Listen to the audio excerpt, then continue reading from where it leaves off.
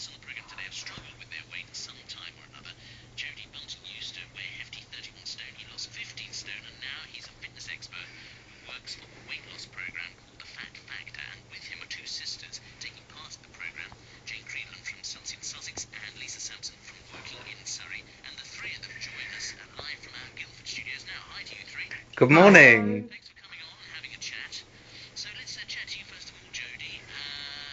You're a fitness expert. That's right, yes. We run a community weight loss program, and basically I help people lose weight like I did. And how difficult was it for you? I mean, 31 stone, that's pretty hefty. I mean, I'm assuming you're quite a big person in height and stature anyway, are you? Absolutely, I'm 6 foot, but thankfully it was because I was so young. I think if I was 31 stone I was older, I would have had a lot of muscle joint problems, but because I was so young I was able to obviously lose the weight and still be relatively healthy now. And what was the catalyst that made you start to make changes?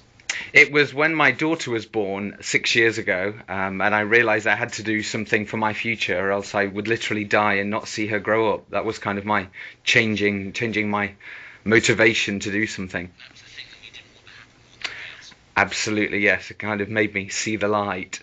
Okay, so with this light at the end of the long tunnel, what do you weigh now?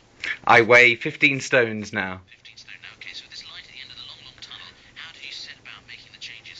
But first of all, it was just gentle exercise. I wasn't really looking at my food. I was cutting down a little bit, and then as I got into exercise some more, just basic walking, then going into aerobics, and then from there I was learning more about nutrition and looking at what I should be eating, and then looking at my diet that way. And even from the small bits of exercise, I was losing a stone a month, because somebody of that size, when they exercise, they sweat a lot, okay?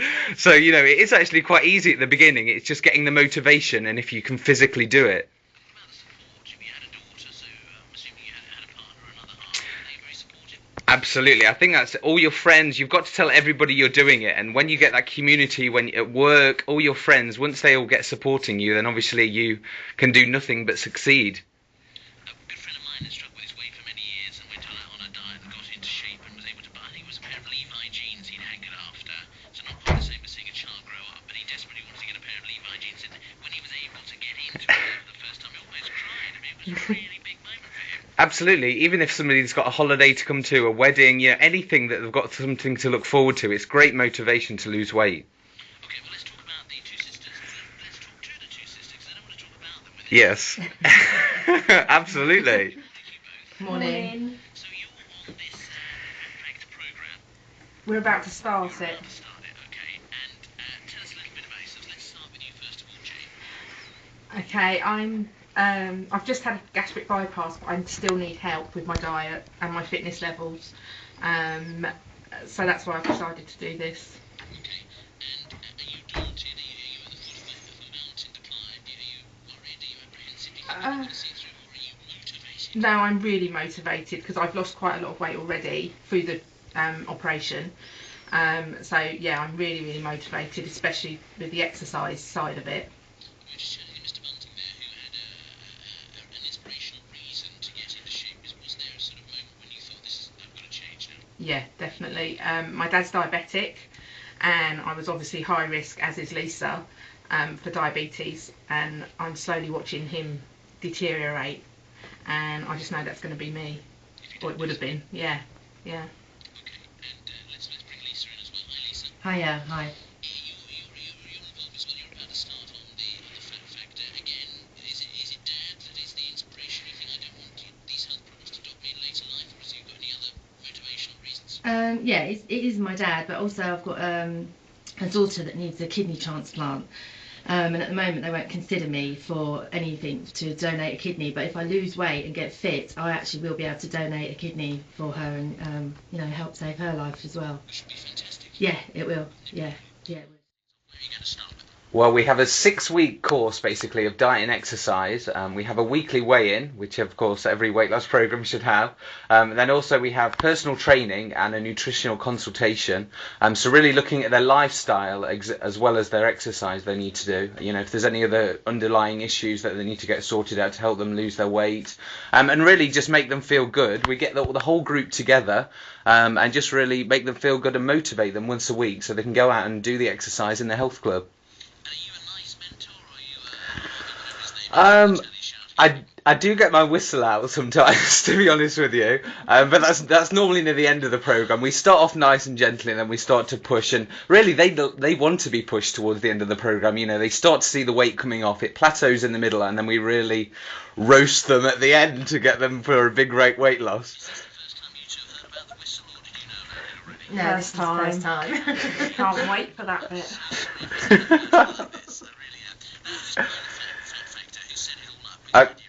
Okay, I set it up with my friend Natasha Gant, who's a nutritionist, and basically we decided to help the overweight people, the really obese people like myself that have literally nowhere to go.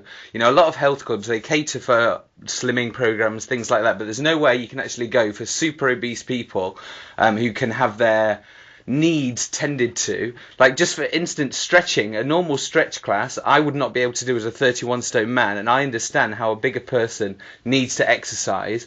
So it's just simple things like that, you know. Even if we get them all together and walk in together, you know, people are not going to be stared at and pointed out like I used to be when I was 31 stones. How important is it that you used to be 31 stone, do you think, in order to mentor people and say, look, I know what it was like, whereas if you'd always been fighting fit and scrawny and muscly, then it would be, they'd think it was all right for you? I think it's important because the co-host Natasha, me and her fight a lot because she goes for the normal method that a health club, that a trainer would go down, and I said no, actually, as a 31 stone person I wouldn't want to do that, Natasha.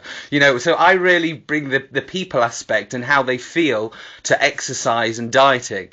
So I really say it's the most important thing, the fact that I was 31 stones. It gives me kind of the qualification to push and shove where people should be pushed and shoved. Are we uncaring still in society? Do you think there's a lack of understanding? We think, oh, come on, just lose some weight. Absolutely, yes. Everybody just thinks, you know, they're not exercising enough, they're eating too much. But again, it's the bigger issues. It's their lifestyle, it's their jobs, it's their children. Everything needs to be looked at. And if one of those things is upsetting them, then obviously it's going to lead to everything to be mixed up and them being unhappy. The three of you all have a peg, a kidney transplant, step diabetes, a child growing up. Is it important to have that thing to cling on to? Do you need that to make yourself do it, other than maybe just doing it for squeezing to get some clothes and keep looking better? It's not really the inspiration you need. No, I don't think it matters what inspiration you have, as long as you've got something to, whether it's clothes, whether it's a child, you know, whatever your inspiration is. You know, if you've got something you want to do to make yourself feel healthier and fitter, I think that's enough. And I should really ask Julie, this is what I'm going to ask anyway, how much do you lose? How much do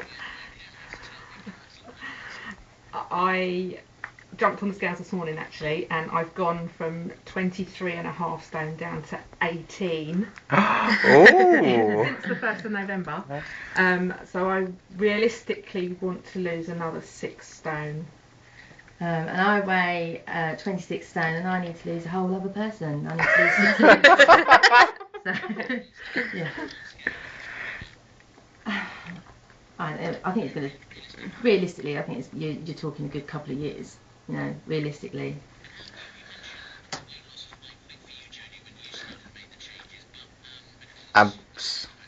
Absolutely. Absolutely, yes. The recommended amount is between £2 to £3 per week, and when somebody is 30 stone, basically losing a stone a month, it's going to happen. But once you get to 20 stone, this is when it gets much, much harder, and then you should only be looking to lose £1 or £2 every week. So initially, I think that the big loss will be expected, and it's glycogen, which is water in the muscles, that will be going first of all. But yes, £1 to £2 a week is bang on for anyone who's 20 stones. Thank you. Yeah, he's totally really proud of us. Yeah. Yeah.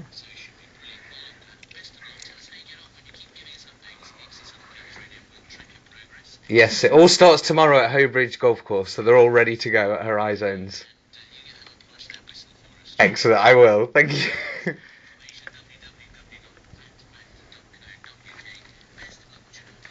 Phoebe! Sarah Jane. Ernie. Thank you. Thank you.